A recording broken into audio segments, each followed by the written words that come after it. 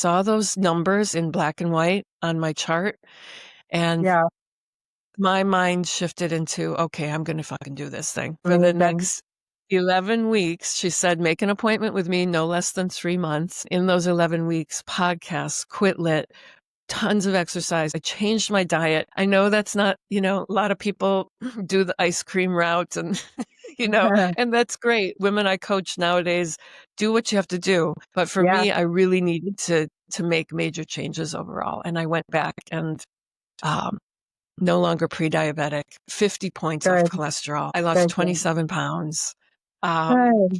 And my liver enzymes were completely normal. And I felt like I had a new lease on my life. This is Rock Bottom with Ryan. No sugarcoating, no filters. The pain, the chaos, the truth. No bullshit. Just recovery.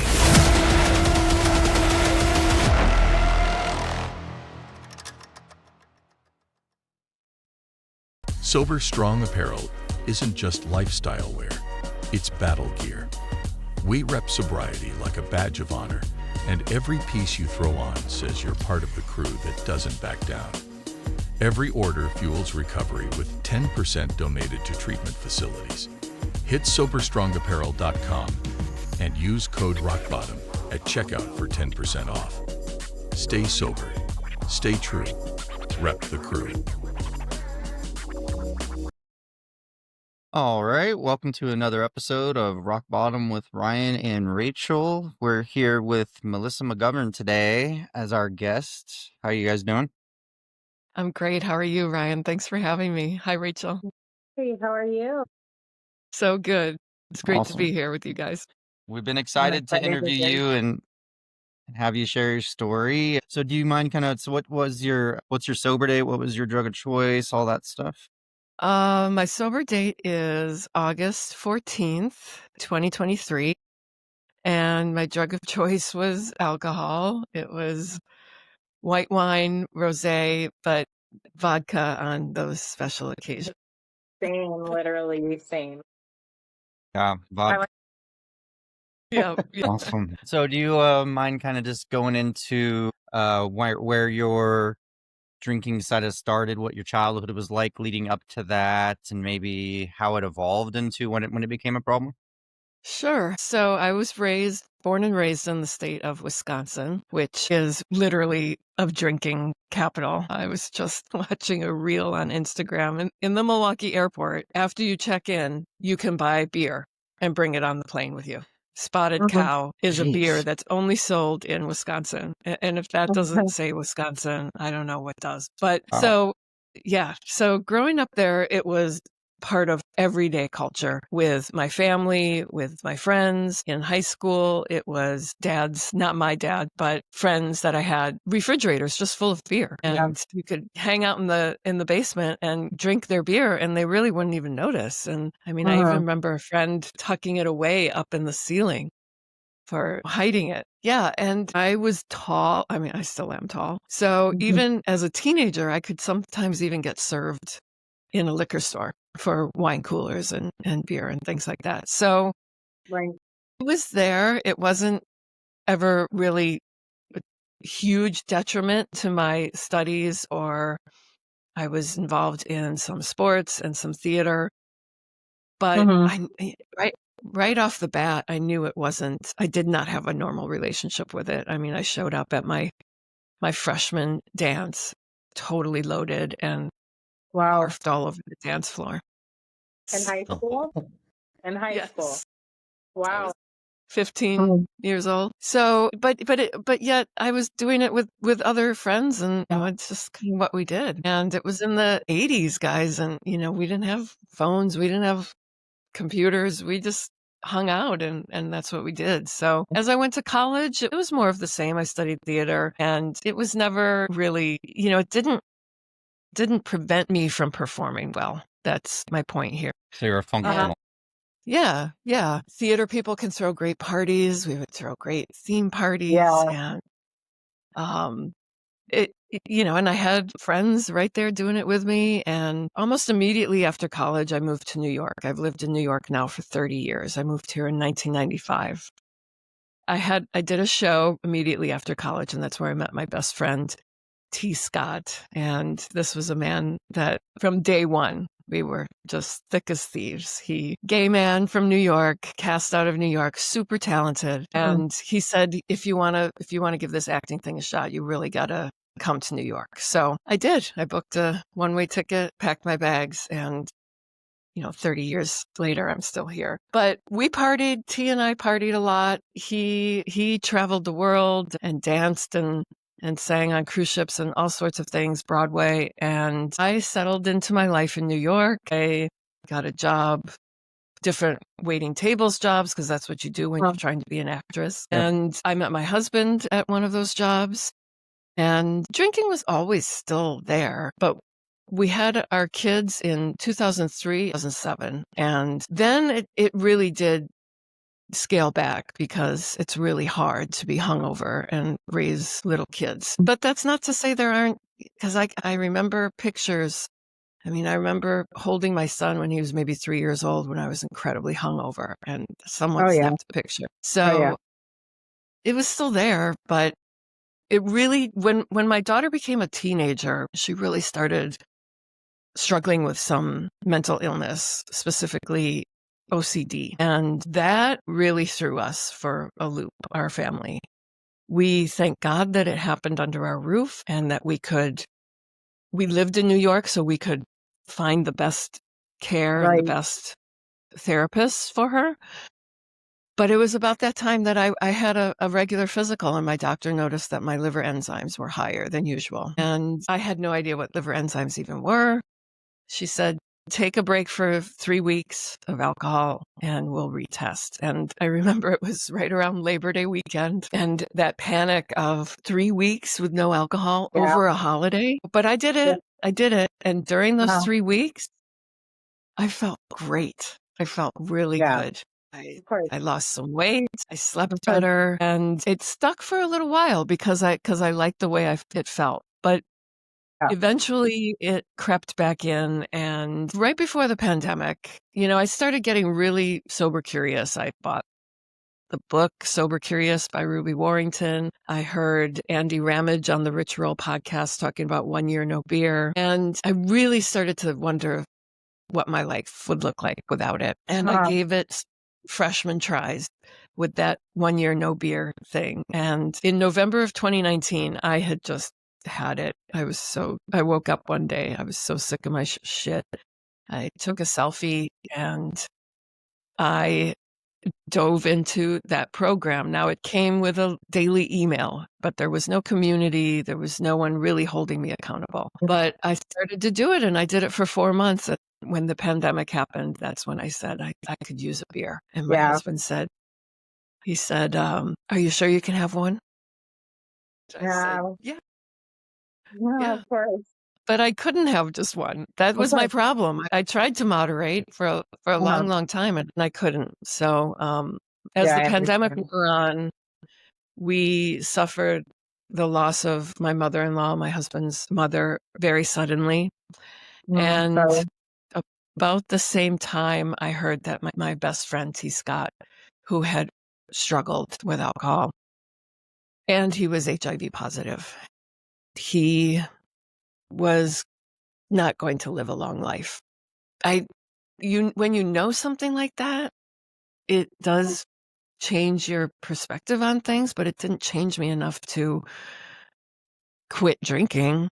And in April of 2022, he walked into the hospital to have his fluids drained from his abdomen, because that's what happens when your liver and your kidneys cannot process alcohol. You bloat up, and this was a routine procedure for him. And he right there was diagnosed as having sepsis and pneumonia. And unfortunately, he died in that hospital 6 days later.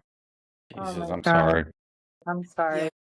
Thank you. It was, like I said, I knew he wasn't going to live a long life, but you don't know when it's coming. And because it was the pandemic, I wasn't seeing him. I hadn't seen him since 2019.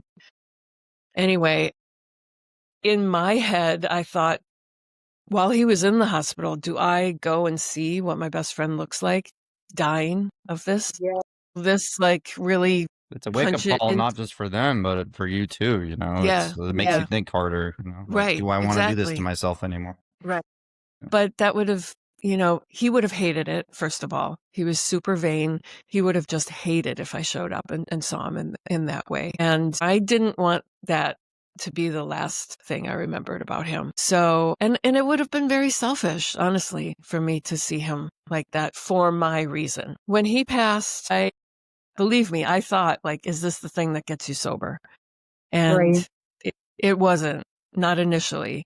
So for the next 15 months, I just went the opposite direction. My mentality was, if he's not here, I'm going to do it for him. I'm going to drink. I don't know if I did much smoking, probably. I'm going to eat. I'm not going to move my body. I'm just going to do whatever the fuck I want to do because he can't do it. And I hated the way I looked. I hated the way I felt. I was starting to wake up in the morning and feel like what would happen if I didn't get out of bed. And I had never had periods of depression in my life. And I knew exactly why it was happening, exactly why. So I had to see my doctor to have a refill on my pre-diabetes medication. And because she knew my struggles in the past, I told her that I'm drinking too much. Just flat out. I could not tell my husband. I could not tell my friends. I told her, and she's amazing. I talk about her on every podcast because she didn't judge me. She didn't criticize me. She just held space for me, and we talked about different options. What's an example of how she used to respond to you? Like when you needed help? Like what's an example? Well, she mentioned AA, and I said, I don't think that is a fit for me. She had known about the 1 year no beer. She had known that I was in different programs from the past. She's got a really great memory. She's a really great doctor. She mentioned naltrexone for the first time. I'd never heard of that before. Yeah. But she didn't want to jump to any conclusions until after she took my blood. The next day I got those results and they were awful. Not just cholesterol up, blood pressure. I was almost pre-diabetic. I mean, I was almost diabetic. I came in pre-diabetic. Now I was pushing diabetic. Like my A1C was up, and my liver enzymes. One of them was in the 300s, and that's a number that should be under 40. Yeah. So she said in an email, "You have to make drastic behavioral changes, or I will put you on a slew of medication." And I just didn't want to go down that road. I saw those numbers in black and white on my chart, and my mind shifted into, okay, I'm going to fucking do this thing. For the next 11 weeks, she said, make an appointment with me no less than 3 months. 11 weeks to the day, and in those 11 weeks, podcasts, Quit Lit, tons of exercise. I changed my diet. I know that's not, a lot of people do the ice cream route and, and that's great. Like women I coach nowadays do what you have to do. But for me, I really needed to make major changes overall. And I went back and no longer pre-diabetic, 50 points off cholesterol. I lost 27 pounds and my liver enzymes were completely normal. And I felt like I had a new lease on my life. It's amazing how our bodies are set to repair themselves if we treat them right, Yeah, exactly. If you catch them in time, those liver enzymes. Pay attention to your body. Right. Yeah, exactly. So that's basically it. And from there, I found some community, Zoom room communities. I've got certified as a sober coach. I started my own business. My whole world is just completely changed. It used to be small in this big city that I live in, I was living a very small life on my couch, doom scrolling, watching TV. And now I barely sit on that couch. I've got so much going on. And it's just a true testament to how you can reinvent yourself, getting rid of this one 100%. bullshit poison. beverage. Yeah. I agree. Literally. It's incredible. So do you mind describing kind of like what your last final 24 hours of drinking was like and what was going through your head and kind of like Awful. It Some was dark awful. shit. how much do you think you were consuming as well? Well, I was trying, in my head, those mental gymnastics, I would try not to drink at least Monday and Tuesday nights. But sometimes that went out the window. Maybe Monday, Tuesday, Wednesday, that was the justification. Like if I can just have a few days during the week where I don't drink, but that wasn't every week. Some weeks I drank every night, and I would pride myself on getting to not quite 2 bottles of wine in one night. Like I would leave that much in the second bottle to say, see, you're not there yet. And if I only drank 1 bottle of wine, I felt so damn proud of myself. Like, wow, look at you. You can do it. Look at you, girl. Just look at you, girl.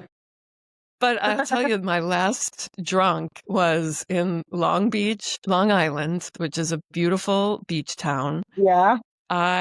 There's a boardwalk there, gorgeous boardwalk, and there's a sign that says, no skateboarding, no vaping, no alcohol. And that night I had a rosé, and in my cup, I have a picture of this. In my cup, I have a mixture of rosé and vodka. And I was with my friend and we saw no alcohol. And I have these pictures, thumbs down and making faces. Yeah. And the next morning, I woke up at 3:00, like you do, full of awful anxiety. And it felt like I was on the outside of my skin. Yeah. It was so awful. And here we were in this beautiful place, this beautiful beach, in a home visiting our friends. And I woke up. Well, I didn't. I stayed in bed till probably 6:00 because you can't fall back asleep. I got up. I went and bought some donuts and brought donuts back. And that morning as we were leaving, my niece was in that house and there were a lot of empty bottles because Aunt Mel was there. She made a comment about it, and we got in the car to go home. And my daughter, who was probably 19 at the time, said something to the effect of, "I'm so sick of everyone thinking you're an alcoholic." Yeah. And in my head, in my body, I was like, this is so fucked up. This is so fucked up. Because my daughter would defend me in those circumstances. Like, mom's just having a good time. She's just relaxing. And that's fucked up too. So that was a Sunday. That doctor's appointment was Tuesday. And even on that Sunday, as hungover as I was, we got home to the city. My husband said, "You want to go get a bite to eat?" And we went and we sat at a bar, and I still ordered 1 Aperol Spritz. And even as I ordered it, I was like, what are you doing? What are you doing? What? You feel like shit today. You feel like absolute shit. This should be your day one. So, but it wasn't. Otherwise, it would have been August 13th, my sober date. I do have a question. I do have a question though. And this is it goes deeper, but is there something that you were internally battling with all this time that you were trying to numb, that you just kept bearing, and then it just turned into like a trifecta? I think it was because I've wondered that too. And, it definitely was the loss of T. Scott, for sure. That's how I was dealing with it. That's how, by appearing to be okay. Yeah. And I also just really think that alcohol is so addictive that the more you drink, the more you want to drink. And I was the party girl. I wasn't a mean drunk. So I have days after, when I was hungover that were not nice. You feel like you But were physically reliant on it to the point where like your body was not functioning properly, like shakes and all that? no, it wasn't. It really wasn't. Thank God. That's where I think sometimes is like the chemical dependence difference, because alcoholics are alcoholics. I firmly believe that all three of us are alcoholics, but I feel like certain bodies become like an allergy to it where they like start to rely on it over time. Like myself, for Yeah. instance, I couldn't even like hold my phone on certain mornings unless I drank. Like, but I hear about certain people that were drinking primarily to party, socialize. They just took it, too far, but they could also, skip the next morning, and I just couldn't do that. I envy I people couldn't that do were. that either. Yeah, I couldn't do it. I like would gag it down, and if I threw it back up, I would make myself do it again and plug my nose. It got down to that point early in the mornings too. That was a sign from one of my friends that we've had on our podcast. Thankfully, I was probably very close to some form of liver something going on, cirrhosis or something, from the signs that I learned from this Yeah. friend. So I'm grateful that I stopped when I did personally. Yeah. Yeah. No, I was lucky but I could see it. I could see that coming. And, the whole rock bottom, the name of your podcast is Yeah. great. Thank you. Me personally, I always felt like my bottom was sandy and shallow. Like it would dip down, but it would come back. And the rock never really fully happened for me. I mean, yes, I hated the way I felt that last time, and I keep it very fresh in my memory. In fact, we have a beach house there right now, and I have not been drunk on that beach since that day. And I've been on that beach hundreds of times now. But the fluctuation of the depression thing, I wasn't lying in bed not getting out. I was having those thoughts of what would happen if I didn't get out. And I also had thoughts of waking up in the morning and saying, well, I woke up today. Someone somewhere wants you to be alive another day. And that was just like it was coming in the door for me. It was coming in. And if I didn't do what I did when I did, I don't even want to think about what would happen. It could have gotten very. So I have a random question. So you've been acting for a long time? I was acting a long time ago. Do you feel like you brought like those acting skills? This might be a cheesy question, but those acting skills, did you feel like you had to put on a certain kind of mask when you were masking your problem with alcohol? For sure. Did that become something you mastered? Yeah. And because when you're a really high functioning person and with it, I live in New York. I don't drive. There were no DUIs. My husband loves me. I had 2 great kids. I had a job at the time. I wasn't losing anything. The struggle was internal. It was always any party, bringing the drinks. I mean, I would bring more than anyone else because I was drinking more. But yeah, there was that masking. And I wish people would have taken me aside and said, it looks like you're drinking too much. But they never would because I made it seem like it wasn't a problem. And it maybe not wasn't. Yeah. Confidence. Well, I never drank, before I went on stage, but afterwards, big party. Confidence in socialization, party, being in that room with people you don't know and having that relaxing beverage to chill you out and make you more social. Yeah. Turns out I'm still very, some people get sober and they're like, I discovered I was an introvert. Well, I'm not. Yeah, I feel that. I've always been an extrovert, and it's just that now I don't have to be drinking to be an extrovert. It's amazing because I can listen to people and I can respond and I can hear and I can be present. That's the beauty of it. That's been my favorite thing in recovery, was like realizing that being such an introverted person for such a long time and being kind of quiet, shy type in a lot of ways, I would be able to bring it out when I was drinking, but I didn't think I was capable sober. So I was dreading getting sober because I would be like, oh, I have to face reality and be a certain way. And I have to try to Right. be like this sober. And I'm just going to go back to my usual depressed self or whatever. But I mean, Yeah. the longer I got sober, the more I was like, I'm better than I was on my perfect drunk back in the day. And Man. you think I could do a podcast with, being the way I was before drinking? I would be miserable. Like I No. couldn't do anything in public or talk to new people and stuff. So Right. it's incredible what a Yeah. little sobriety and a little work on yourself can do, Yeah. Yeah, you've changed But- since you started doing the podcast too.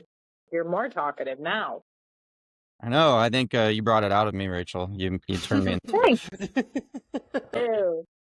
Yeah, I was But going to start tell me off and have this more. ultra serious podcast, and then all of a sudden now we're bringing a little humor into it, better energy, So I'm glad Rachel came on and did this with me because I can't say the podcast would have been as cool without her. So Isn't that Damn, sweet? dang. No, I mean, we have to have, humor and energy about it because it's such a treat. It really is to Yeah. live a life without it. It it's like really is. laughter is a drug. I feel like it's Yeah. Yeah. I talk about in AA. I'm a big part of the AA program, and I always bring up the fact that the thing that stands out to me is a bunch of people in recovery that can look back and like say, I can laugh about this now, and I can learn from that now. And here I am now laughing, and I'm excited to wake Yeah. up for the day, and I'm looking forward to the conversations I'm going to have with people outside of the podcast, on the podcast. And it's like there's so much to look forward to now, and we can all just kind of like channel it and have positive energy together. It's just a good Yeah. feeling.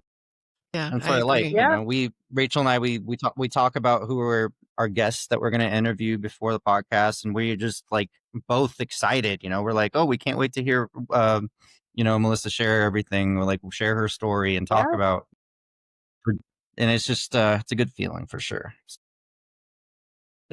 How did you? What were you gonna say? What? I was gonna talk about your dancing. I was gonna talk about. So I now know that you were in theater, so that you probably Yeah. were like, I want to get back to my old roots, right? Yeah, in theater, I was not a dancer, though. I was more singing, acting, but I looked like a dancer, so it was frustrating because I would go on these Yeah. dance calls and get cut because I couldn't pick up a combination that fast.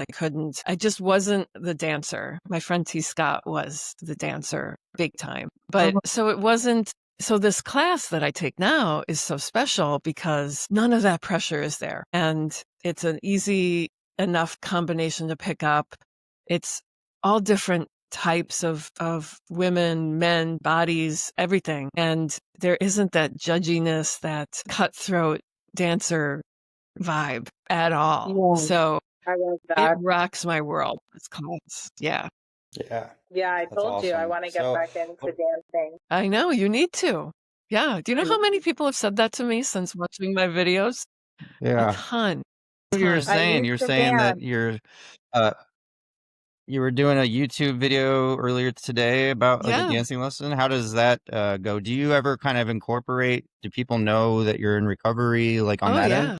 Okay. They all do. I mean, when I started taking this class, that's my Instagram. So, the Sober New Yorker. So Yeah. I post. It's not just sobriety. I post all my dance videos on I there. think this title, this episode is Uh-huh. going to be "Dancing Your Way Through Some." Awesome. I Ooh, love I it. love that. Yeah, it's become, Yeah. and people ask about it now. A lot of people follow me. I follow them back, and like they know me. I come to the dance studio. In fact, the other week, a couple weeks ago, this young lady afterwards, 25 years old, like 20 years younger than me, comes up and says, "I'm here because of you." That's What? such a compliment. She said, your video popped up on my For You page. Oh, That is- wow. And I was so flattered. I was just, and then we talked about it. She's going to come once a month and treat herself. awesome. And it's been amazing. Yeah. So, That is yeah, really she, a Love that. compliment when people say that something you're doing is making a difference in their lives. Yeah. Like, Yeah. and Rachel and I started, doing the podcast, and people would say like, "Oh my gosh, I watched your last or listened to your last episode on the way to work, and I was really impacted by this." And we'll get like comments Yeah. and stuff. I'm just like, "Oh my gosh, I was doing this just as a hobby to kind of, Yeah. get the voice out there, but like I didn't realize, we are making a difference no matter what we're doing. Seriously. Whether it's Definitely. dancing, talking, telling our story, it's everything counts. Yep. So, Yeah. Yep. And if one person hears it, that's all that matters. Yeah. When I Literally. started my podcast, I said the same thing. If this can impact just one person, I've done my One. job. yeah, I love that Exactly. philosophy. I love that philosophy. Like Yeah. my first episode, all I did was share it with people I knew, and I was like, I looked at the view count. I'm like, oh, it's got 12 views. Guess what? I sent it to 12 people, and then I noticed the next episode, I was like, oh, there's like 20 views, and I only sent it to like 8 people. I'm like, somebody out there is actually caring about what I'm saying, Yeah. and this is, I'm gonna keep going. So it's Pretty it all cool. just Fascinating. yeah, it's incredible. Yeah. So Yeah. Rachel, you had a couple other questions? No, I mean, it's not a question, but I know you heard it a lot, and I'm gonna say it again. I mean, I grew up. My mother was a ballerina. I actually have a tattoo of her, like right. That's Oh, wow. an actual picture of her, and her name Maureen. She passed away when I was 16. And she taught me a lot growing up. And then my father's a musician, and he loves musicals. So I was around that my whole entire life. He's a bassist. And I did do dance, and then I did color guard in high school. And then the drugs and the bad scene kind of crept in. So I stopped. But contemporary dancing and jazz was growing up my thing and my passion. And I know I could land some leaps still, but I was talking to you about burlesques, and I really Yes. want to do that. There's a studio in Miami now. I'm paying off a wedding. So after my wedding, I am going to take burlesque classes for confidence. I mean, I already have Great. confidence, so it's Great. going to make it even better. But Yeah. all pin up and Betty Yeah. Boop type vibes, that's me. I envy both of you for having dancing skills, but I'm not going to put alcohol in a positive light. But I'm a better dancer when I was drinking. Just saying. Like, I don't think I have thought I any hope. was. I thought I was. I was the Yeah. worst dancer. Oh, I've seen the Ratchet Rachel videos. I think you had it going. Yeah, I went to a couple weddings since I've been sober, and I'm like, I didn't even bother trying. But maybe it's just because I haven't made the effort, and I've tried other things in sobriety that I didn't think I was possible, and it worked out. So maybe I should just loosen up a Well, my little and try to wedding, dance. Okay. There you Well, go. I don't Work know. up to it. Yeah, I don't know if the sea walk will count, but I'll try. no, if you know how actually it's, I'm totally yes, do it. I do know how. It's surprising. We will. I'm looking forward to that wedding. But so how have how was you told us about the last 24 hours? How did your relationship improve with like your kids and your daughter, and like how did that go? It's been great, especially with my husband. My husband was a normie, and he stopped pretty much right after I did to support me and to kind of take a look at how he felt. And he feels great, and Right.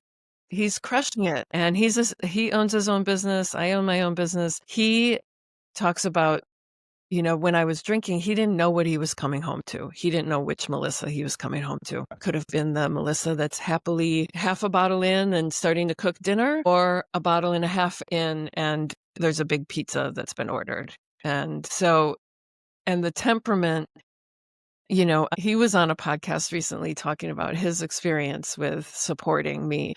And, when he says things like she has more energy and more patience and more calmness, that's so true.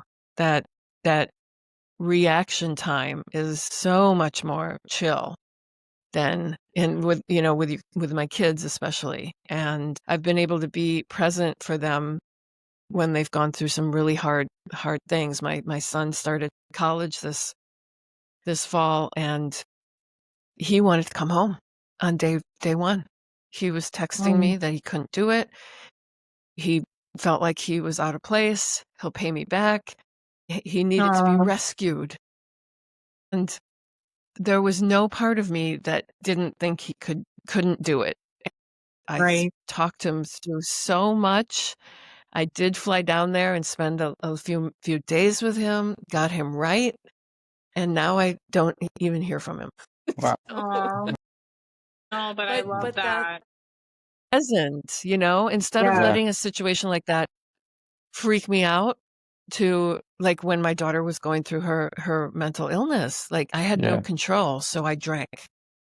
Yeah. Now, maybe I don't have control over what he's feeling, but I'm in the right frame of mind to be able to help him 100%.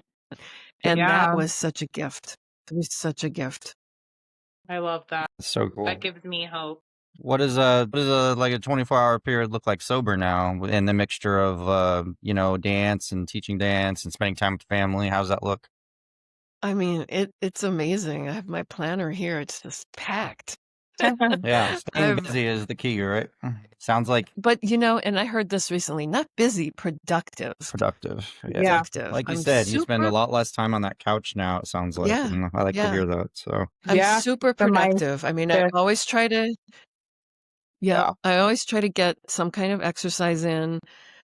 I have my podcast. I have about 6, 7 clients that I coach, trying to change their relationship with alcohol. A couple are even New Yorkers. I would love to have more in-person clients. I think that would just be amazing. Yeah, my dance classes, um, just anything I want to do. And, conferences, I'm going to an entrepreneurial women's conference. I'm doing ton of travel. Sober travel is my jam, whether it's for work or pleasure. It's just, Yeah. there are no words. It's so, so incredible. It is so Amazing. nice the more things you start doing sober and you realize how much more enjoyable they are sober. Yeah. Like, Yeah. I mean, I was so nervous when I was going over to Florida to visit Rachel and I was going to do another podcast. And I just remember like being anxious to go to the airport and not have a drink before the airplane for once and not Yeah. have a drink on the airplane. And I was just like, this is so much better. And I actually I'm talking to random people. I'm not in my own head anymore. Like Yeah. it was better Yeah. without alcohol. Yeah. For Yeah. sure. And it lasts longer. Vacations Yeah. are literally wasted when you are wasted. That's so They, true. Little. Don't waste time the being wasted. time, Forget the that. energy, the money. Yeah. Yeah. Yeah. And when you're not, you get up and you have a whole beautiful day and Yeah. then the Yep. evening and they last forever. Yeah. You can Ugh, go to sleep in Mhm. amazing. peace. You can wake up and be like, I don't have to apologize to anybody this morning. This is Right. nice. Yeah, exactly. So, I mean, my schedule, it just depends on the day, but it's there's a lot of good stuff that happens. Yeah, seriously. It's I can relate. it's an incredible feeling. What's some advice you'd give to like some people now that are sober curious and that are really new to recovery? I would say if you are sober curious, and that means you probably are ready for Yeah. a change. And I would say dive in to whatever works for you. For me, it was podcasts and Quit Lit, but also community. Find a community because a lot of people think they're alone in this process, and it's just so far from the truth. If working with a coach one-on-one helps, then look at that option. But if you feel that nudge, if you feel that tug, then try it on. Try it on and try it on for longer than 30 days, 60 days, 90 days. I mean, Yeah. 90 days some really good stuff can happen, but why not go further? Yeah, that's exactly what I Yeah. said when I got out of treatment. I said, I'm just going to commit to this for 90 days. I'm not going to tell myself I have to be sober forever. And by the time Yeah. 90 days was up, I was like, for one, I don't want to restart my time. Two, I committed to treatment. Why the heck would I ever want to go back to treatment, even though I enjoyed treatment? Like I learned a lot about myself in there, but I was just like, you know what? Drinking doesn't have to be an option anymore. I'm like, nothing's gotten worse. It's like I was talking to my buddy that I drive to AA with, and we were saying like, he's like, nobody died from quitting smoking. And I'm like, and my response was, yeah, nobody's life got worse when they got sober. It's like, Yeah, right. Yeah. No one wakes up and said, Exactly. gosh, I wish I would have drank last night. yeah, Yeah. exactly. No, And never. it's Yeah. it's a good... Rachel, do you have any more questions to ask before we kind of start closing up? No, but I do want to let you know quickly, this doesn't pertain to drinking. Well, a little bit sort of. Grief pertains to my story a lot. And your aura, similarities to your features. You look like Miss Puglisi. And people who know me or are listening to this, she was my 8th grade reading teacher. I didn't have a mother growing up. And she was the closest thing to my mom. And you remind me of her. Your page kind of spoke to me. It wasn't just the dance, but speaking to you and watching some of your podcasts, I'm like, wow, she passed away in last April. And it broke my heart. I never got closure. And you just remind me of her. So I just want to tell you that. And she played a big part of being a mother figure for me. So keep up what you're doing because you're inspiring a lot of people. Yeah, Thanks, Rachel. That I means really a like lot. you bring a really positive energy here. So we really appreciate you being on and telling us some of the positive, like great parts of your story, really important for my listeners. And yeah, we appreciate you Thanks very for much. having me. I mean, I like to say I never turned down an opportunity to be on a podcast, tell my story, because someone out there is listening and needs to hear that. And I'm happy, thrilled that you invited me. Thank you. Yeah, thank you so much. We appreciate it. And then Rock Bottom with Ryan. No bullshit, just recovery.